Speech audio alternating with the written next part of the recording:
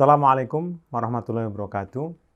Jumpa lagi Sobat Pratama di Q&A, question and answer dari acara free webinar yang sudah kami selenggarakan di tanggal 14 Juli. Jadi masih, kalau sekarang Kamis 15, berarti baru kemarin. Ternyata masih ada sekitar 22 pertanyaan yang belum sempat saya jawab lantaran waktunya habis pukul 12. Jadi kalau Ibu Bapak nanti lihat di daftar pertanyaan yang akan kami tampilkan, kami tayangkan, ini pertanyaan terakhir itu sebelum pukul 10.41. Jadi pertanyaan yang pertama, terakhir yang sudah saya jawab ya, di Rabu lalu. Pertanyaan berikutnya, ini saya mulai dari pukul 10.41. Kita mulai dari pertanyaan pertama di sini.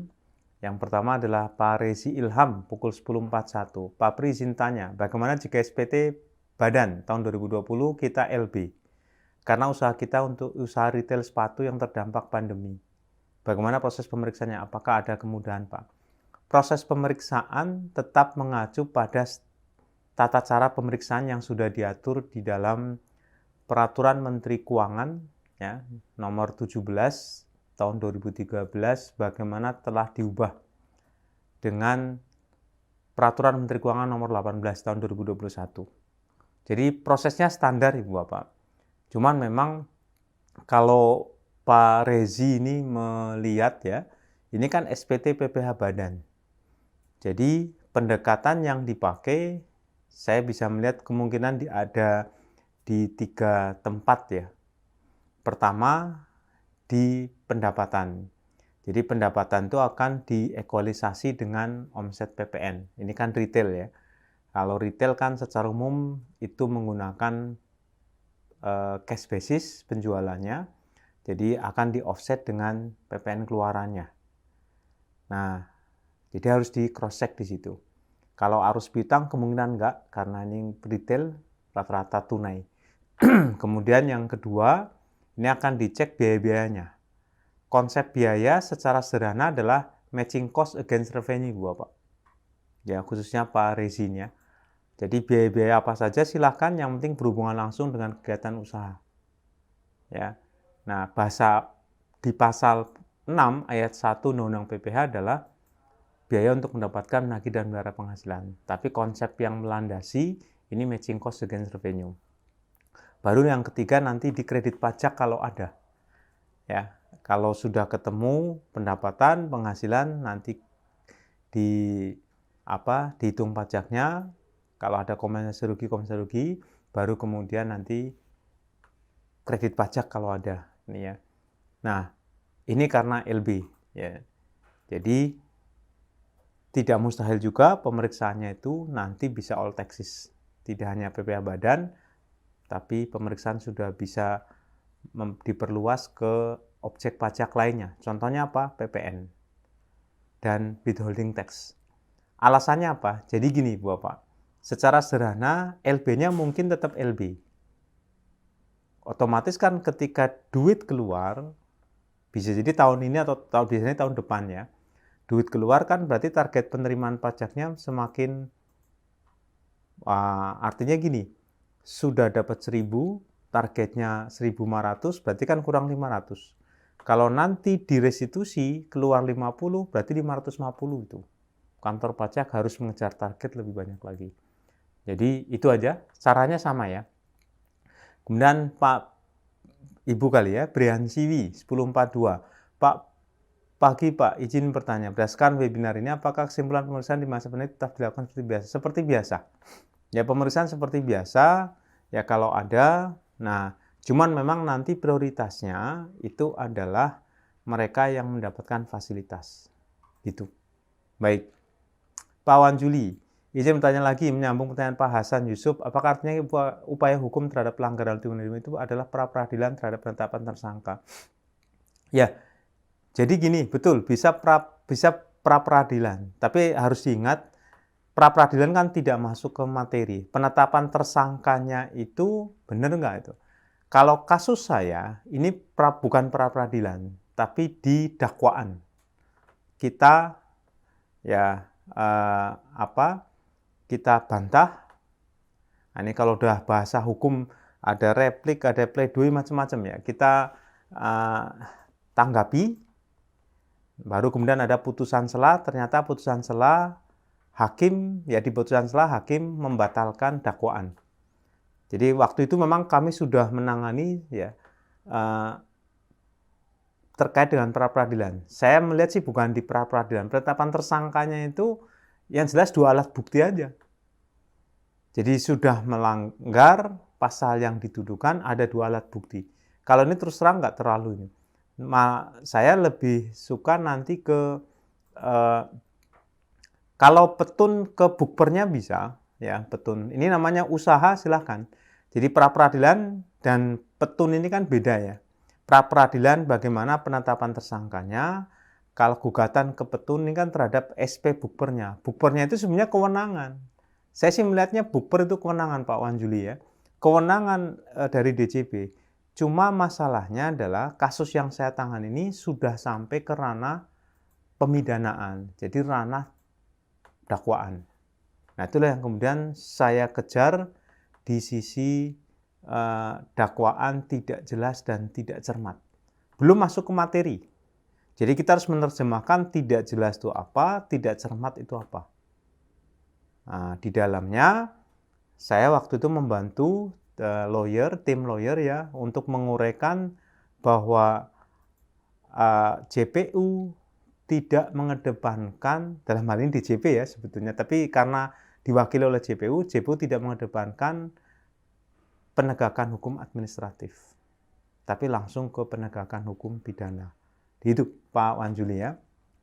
Pak Sofyan Hamid.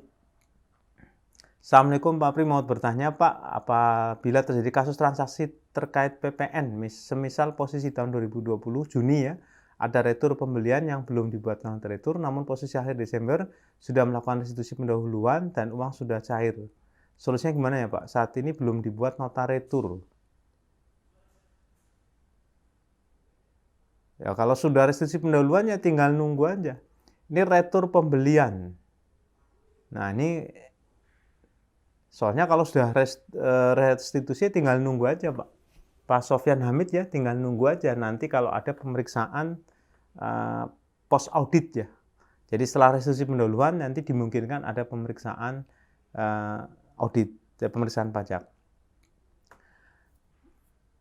Izin pertanyaan Pak Pri dari Pak Unwanul Hubi ya. Apakah mungkin di pengadilan pajak disediakan jasa pos bakum, pos bantuan hukum sebenarnya di pengadilan lainnya? Tidak ada ya pos bakum. Saya ada kasus Pak. Misalkan kalau perusahaan tidak terbit faktur pajak dan tidak setorkan PPN dan ketahuan saat pemeriksaan, apakah ada kemungkinan bisa menang di pengadilan pajak? Perusahaan tidak terbitkan faktur pajak dan tidak setorkan PPN dan ketahuan saat pemeriksaan. Ya sulit Pak. Menang ya. Menangis kali Pak ya. Sulit ya. Mengingat perusahaan tersebut sekarang tidak punya arus kas yang cukup. Ini bukan masalah arus kas yang cukup. Masalahnya kan sebetulnya buat faktur pajak kan nggak pakai biaya. Kemudian store PPN kan dari duit customer. Jadi bukan uang si penjual itu. Ya, dalam hal ini kesalahan tetap ada penonton ya. Ya, penonton. Kesalahan tetap ada wajib pajak, pengusaha kena pajak yang nggak mungut itu. Sulit Pak untuk menang karena memang faktanya menyalahi aturan. Demikian. Kemudian Pak Kosmas ya. Selamat siang Pak, izin bertanya, terkadang kami kesulitan untuk mengetahui arah dan tujuan si pemeriksa pajak dalam melakukan pemeriksaan pajak. Nah ini memang kembali ke Bapak harus terus terus melihat dengan pendekatan theory of mind. Theory of mind itu kita mencoba membaca arah dari kantor pajak. Nah, terus terang sekali lagi ini masalah tacit knowledge Pak. Jadi tacit knowledge itu berbasis jam terbang.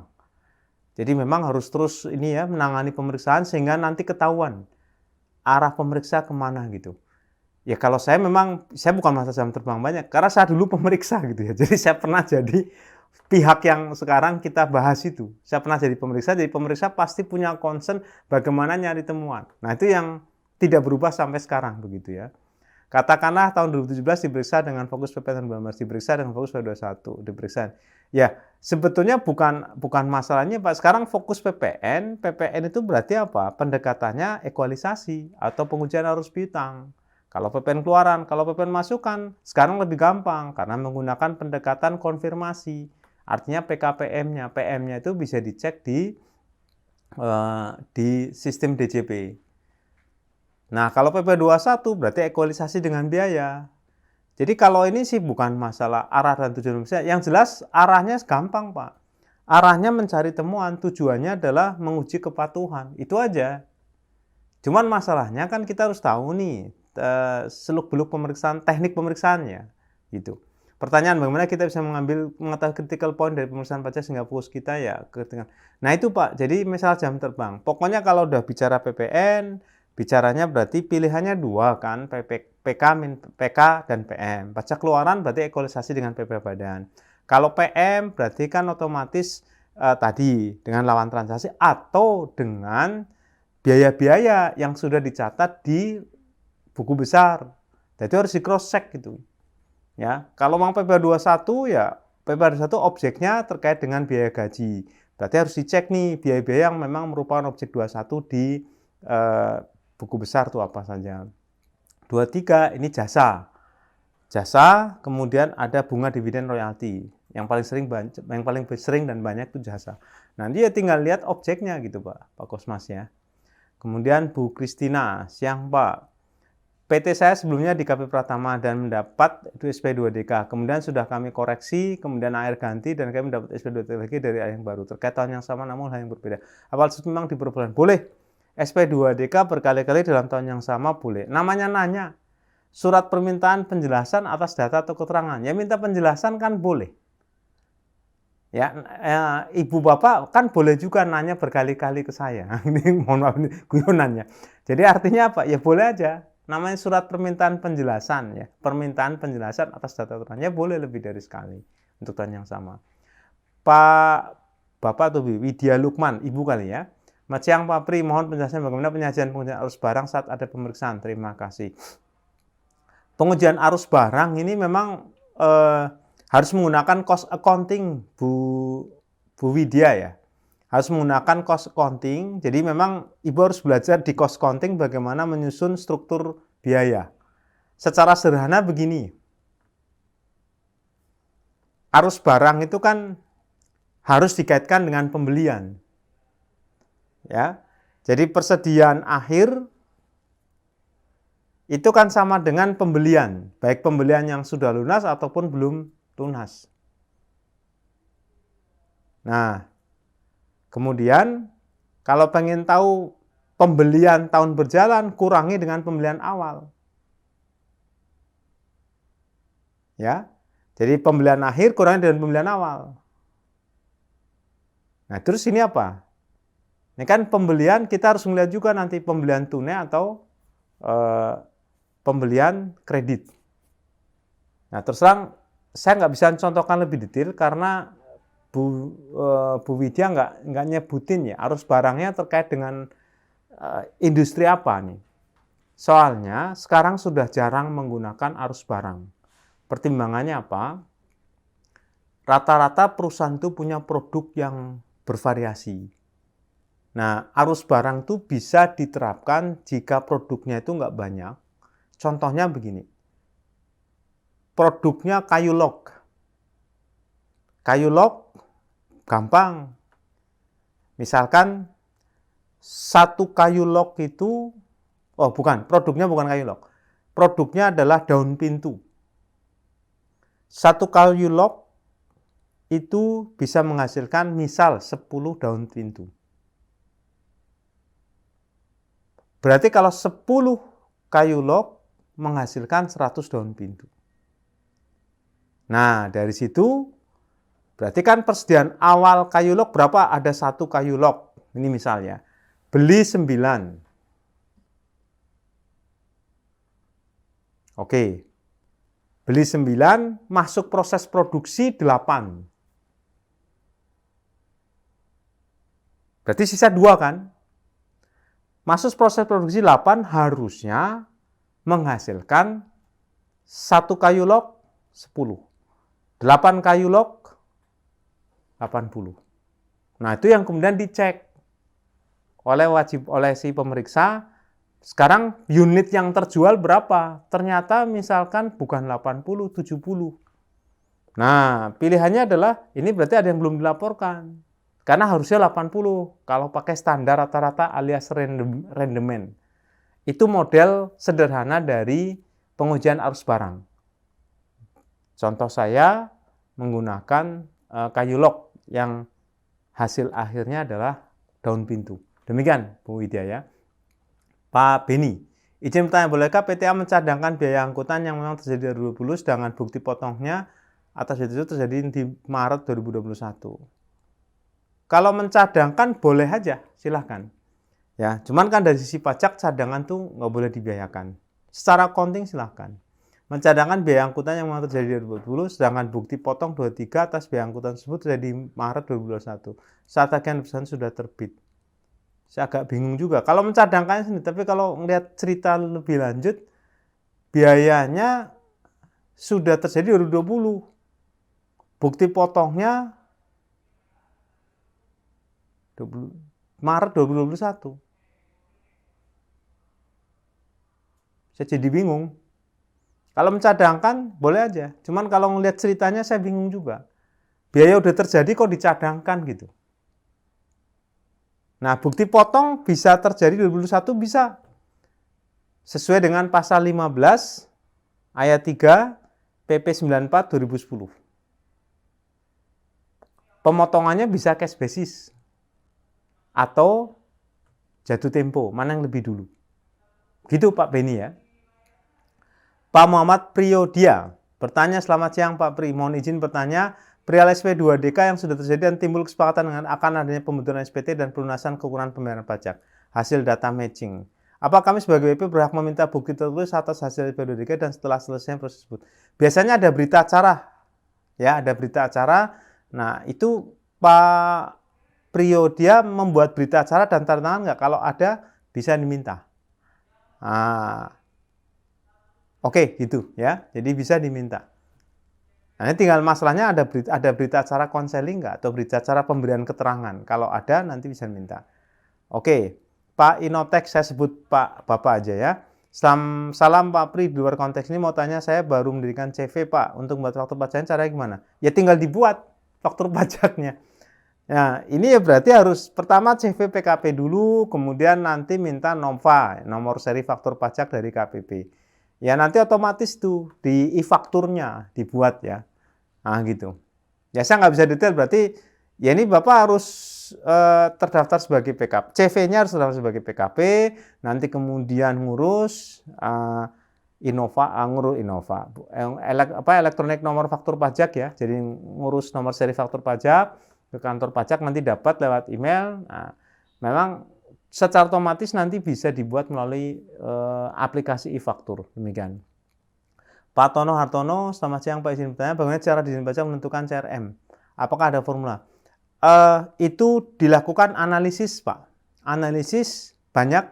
Saya sudah punya cerita tentang analisis ini. Jadi Pak Tono bisa cek ya di video kami di kanal YouTube terkait dengan SP2DK. Itu ada contoh detailnya ya, sampai nanti ada laporan. Memang terus terang ini beda-beda tergantung jenis industri wajib pajaknya, jenis usaha wajib pajaknya. Demikian. Bagaimana cara Dijen Pajak mau tahu WP Badan melakukan tindak pidana perpajakan sebelum berlaku? Ya dengan penyidikan Pak. Ya, oke. Jika hasil pemeriksaan pajak SKPP ada 1 miliar, menurut hasil audit dari auditor hanya 150. Jadi WP harus mengajukan banding ke Anwil atau bagaimana?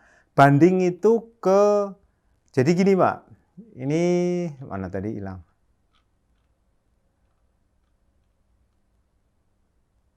Kalau SKPKB otomatis harus keberatan dulu Pak. Keberatan sesuai dengan pasal 25 Undang-Undang KUP, baru nanti keberatan kalau kita kalah, banding sesuai dengan pasal 27, bandingnya ke pengadilan pajak. Demikian Pak. Pak Soleh Abu Taskia, Bismillahirrahmanirrahim. Assalamualaikum, waalaikumsalam. Salam sehat selalu, salam sehat juga, to the point sir. Bagaimana counter argumen yang legal dan jitu atas koreksi PP26 tersebut, di mana transaksi afiliasi nyata bukan dengan kepada shareholder tapi hanya dengan sesama subsidiary companies. Didim kena PP26 atas dividen. Nah, jadi kalau kayak gini berarti harus menggunakan akta pendirian perusahaan yang bayar dividen. Siapa pemegang sahamnya? Jadi gini Pak Soleh ya, pendekatan utama di pemeriksaan itu adalah pengujian secara material.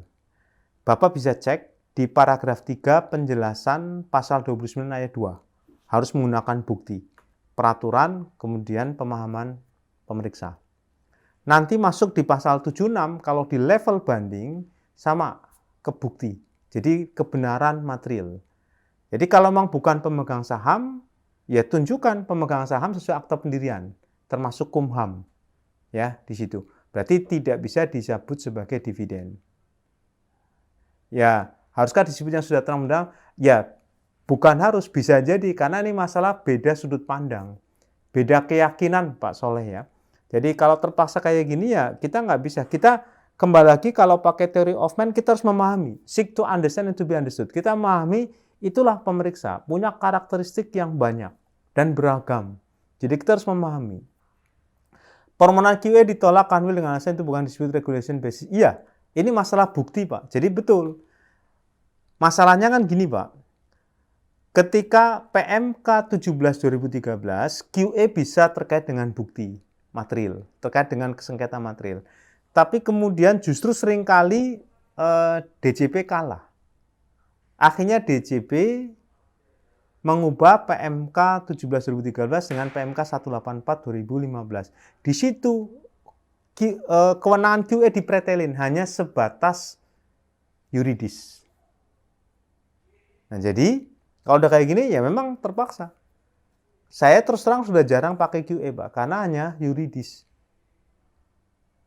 Dulu sebetulnya QA itu adalah kuasi keberatan gitu. Tapi kenyataannya sekarang nggak bisa. Ya. Baik, ini namanya siapa nih? TTI 83 AIO 45 ya. Selamat siang, Pak. Mau tanya apakah biaya asuransi bisa dimasukkan dalam laporan keuangan? Oh, biaya mah bisa dimasukin, Pak. Di laporan laba rugi. Kalau tidak, alasannya kenapa ya, Pak? Oke, itu bisa dimasukkan ke dalam laporan keuangan, Pak. Ya. Baik. Pak Kosmas Budiantoro. Izin bertanya, Pak, bagaimana kaitan beneficial owner dengan principal purpose test dalam konteks pencegahan penghindaran pajak dengan memanfaatkan P3B? Jadi principal purpose test ini adalah pengujian menggunakan pendekatan GAR ya. Jadi General Anti-Avoidance Rule. Intinya begini, memang itu ada detail, tapi intinya secara sederhana begini deh. Wajib pajak melakukan transaksi itu tujuannya hanya untuk kepentingan tax benefit atau enggak gitu. Itu sih sebetulnya. Terus terang Pak Kosmas ya, ini nanti menjadi sumber dispute berikutnya. Karena apa? Ini bukan rules, lebih ke standar. Kalau dalam satu literatur penelitian itu mengatakan itu bukan rules. Meskipun ngomongnya rules. Kan dengan cara principal purpose test berarti dites, diuji. Diuji, jadi artinya apa? Menggunakan judgment. Makanya ada itu lebih ke standar, menggunakan judgment. Secara sederhana, ngujinya adalah tujuan utamanya ini memang untuk kepentingan tax benefit atau memang ya bisnis normal. Itu aja Pak Kosmas ya. Kemudian Bu Anastasia, bukan Anastasia ya, Anastasia ini. Ya, sebentar saya minum dulu nih. Nikmat sekali. Segernya. Baik ya. Izin bertanya, untuk transaksi afiliasi jika kita menggunakan harga wajar dan melakukan kewajiban potongan dana, apakah perlu tibidok? Bu Anastasia perlu tibidok atau enggak? Saya nggak bisa jawab karena Ibu punya informasi yang minim. Ibu cek pasal 2 PMK 213 tahun 2016. Di situ ada persyaratannya. Apakah transaksi tersebut harus pakai tibidok atau tidak? Demikian. Pak Khalid Mahzumi, HK Realtindo. Izin tanya Pak Pri, karyawan bekerja untuk lebih dari satu pemberi kerja. Bekerja pada PTA dengan penghasilan setahun 120 dan PTA melapor pada 21 sebagai DTP ditanggung pemerintah ya. Bekerja pada TB dengan penghasilan setahun 170 juta dan PB melaporkan sebagai tanggung pemerintah. Karyawan dari PTA mendapatkan bukti potong. Karyawan tidak memiliki penghasilan selain dari PT tersebut. Pertanyaan, pada saat lapor tahunan di 1 Maret ini, peristiwa TOP tersebut akan menjadi pertanyaan di JP karena secara total penghasilan lebih dari 200 juta. Tapi bukti potong PA ditanggung pemerintah. Pertanyaannya apa ya? Pertanyaan pada saat lapor tahunan di 31 Desember tahun berikutnya, SPTOP tersebut akan menjadi pertanyaan. Ya memang mungkin menjadi pertanyaan itu. Tapi yang jelas, DTP 21 itu konteksnya adalah di pemberi kerjanya, bukan di SPTOP. Jadi gini Pak Khalid ya, penghasilan itu bisa dilihat dari dua sisi. Dari sisi pemberi penghasilan, dari sisi penerima penghasilan. Nah, kasus Bapak ini, kalau ngomong PPh 21 DTP, konteksnya pemberi penghasilan. Ya sudah, ketentuannya gimana? Kalau memang sampai dengan 200 penghasilan gaji DTP. Tapi nanti misalkan ya, dari sisi penerima harus melaporkan semuanya. Nah, ini kalau ternyata lebih, sekarang kita lihat lagi. Kalau PPh misalkan ternyata lebih dari 200 juta, nah yang dilihat dari si penerima, ada pengecualian nggak di insentif PPh 21 DTP? Kalau nggak ada ya terpaksa harus bayar pajak. Demikian.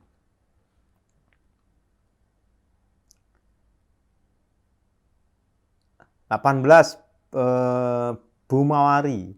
Siang Pak, izin nanya, kalau BUT perwakilan dagang asing yang hanya biaya saja, sekarang dulu ada revenue PPh 2015, apa masih? Ya, kalau perwakilan dagang asing itu memang tidak perlu lapor SPT badan karena nggak ada objeknya. Aturannya, jadi sebetulnya aturannya itu di Undang-Undang PPh sendiri. Jadi gini, Bu Mawari ya. Yang jelas lihat SKT-nya. Jadi kalau di pasal 2, ini kalau di Undang-Undang CK sudah ada, Undang-Undang CK ini nggak dibuka ya. Ya, aturannya ada di Perdijen berapa ya, Bu Mawari, saya nggak hafal, tapi paling tidak gini. Yang jelas ini sebetulnya mengacu ke tax treaty. Oke, saya paham. Jadi Bu Mawari bisa cek ya di tax treaty antara Indonesia dengan negara kantor pusat dari perwakilan dagang asing tersebut. Jadi ceritanya bukan di Undang-Undang PPh. Jadi kan gini, di pasal 32A ya Undang-Undang PPh, pemerintah bisa melakukan perjanjian penghindaran pajak berganda tax treaty. Kedudukan tax treaty itu lex specialis dari Undang-Undang PPh. Nah, di dalam tax treaty itu ada, ya terutama di pasal 5-nya, artikel 5 tentang BUT, itu diatur yang bukan merupakan BUT. Oke, di situ ya. Kalau memang dia bukan BUT yang, jadi di dalam praktek itu ada rep office non BUT, rep office BUT. Jadi kalau sini kan perwakilan dagang asing, dia bukan BUT. Nah, tapi dia wajib pajak, dia pemotong pajak. Karena nggak ada objek PPh badannya, ya dia nggak perlu lapor SPT PPh badan. Jadi logikanya di situ pakai ketentuan umum aja. Kalau memang nggak ada PPh badannya, nggak lapor pasal 4, kemudian pasal 6. Pasal 4 kan seluruh penghasilannya ya. Dia hanya lapor withholding tax. Demikian. Ya, 19 how? Ibu atau bapak nih? Ibu kali ya. Pagi Pak Pritmahan tanya, jam 11.28 masih pagi. Ini berarti kayaknya biasa tinggal di luar negeri nih. Soalnya bahasa Inggrisnya good morning ya. 11.28 masih good morning. Jadi masih pagi. Mohon tanya, apabila WAKBP tidak ikut TA, tapi ada harta yang belum lapor SPT, harta tersebut dimulai tahun depan dan juga apa harus ikut 2 program. Pas final itu untuk mereka yang ikut TA. Jadi kalau misalkan nggak ikut TA, 1 ya 2015 ya sudah, ikhlaskan, udah nggak perlu dilaporin karena nggak bisa lagi, sudah lewat, sudah daluarsa ya. Nah, kemudian untuk harta, nah kalau untuk 2017 itu belum ada program OVDP karena belum berlaku. Jadi kalau mau pakai nggak bisa juga. Jadi yang 2015 sudah, karena nggak ikut TA. 2017, kalau nanti mau ikut OPDV silahkan, nunggu aturannya berlaku dulu. Pak Erik Rus, izin bertanya Pak, saya di perusahaan travel agent, bisa tagih PPN dari lawan transaksi, BAT atas insentif yang perusahaan dapat. Tapi kalau BUT kali ya? Saya bingung juga ini. BAT lainnya tidak bisa. Alasannya SC-DJP nomor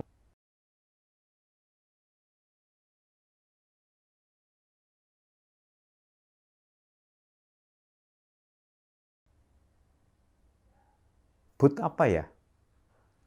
Ini seolah-olah saya dianggap tahu semua ini. Ini BAT atau BUT? Pak Erik, mohon maaf belum bisa jawab ya. Izin tanya, travel agent bisa tagih PPN. Kalau travel agent tagih PPN-nya kan 1% dari lawan transaksi atas insentif yang perusahaan dapat. Tapi kepada BUT lainnya tidak bisa.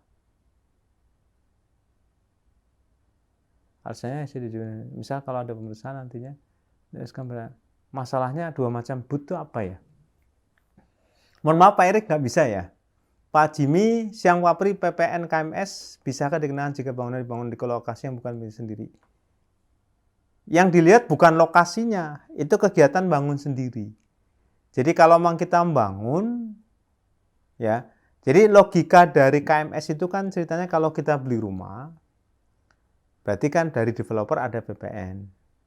Nah, bangun sendiri kan sebenarnya sama dengan beli rumah.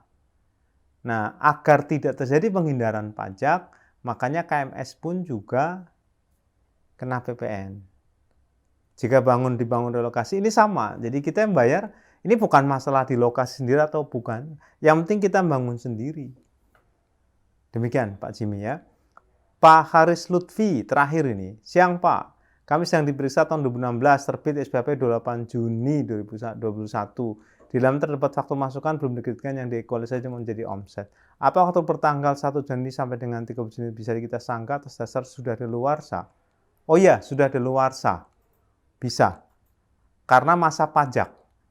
Ya, masa pajak. Jadi Bapak Pak Haris ya bisa rujuk ke pasal 13 Undang-Undang KUP. Ya, nggak bisa ditagih lagi. Demikian ya. Baik Ibu, Bapak semua, Sobat Pratama, demikian 22 pertanyaan yang belum sempat saya jawab di webinar Rabu lalu tanggal 14 Juli 2021. Mudah-mudahan informasi yang saya sampaikan pada kesempatan kali ini bermanfaat, dan untuk Bapak yang mungkin ya, yang Pak Erik Rus tadi yang belum sempat saya jawab karena saya bingung pertanyaan Bapak, atau juga ada tadi yang saya bingung juga pertanyaan Ibu. Nah, ini silahkan kalau mau ditanyakan lagi, lebih jelas lagi, monggo ditulis di bawah ya, di bawah video ini. Dan Ibu Bapak lainnya yang sempat menonton ini dan belum subscribe, silahkan subscribe. Silahkan komentar juga untuk perbaikan ke depan. Kalau memang Ibu Bapak anggap video kami bermanfaat, silahkan share juga. Demikian, mudah-mudahan bermanfaat. Kurang lebihnya, mohon maaf. Assalamualaikum warahmatullahi wabarakatuh.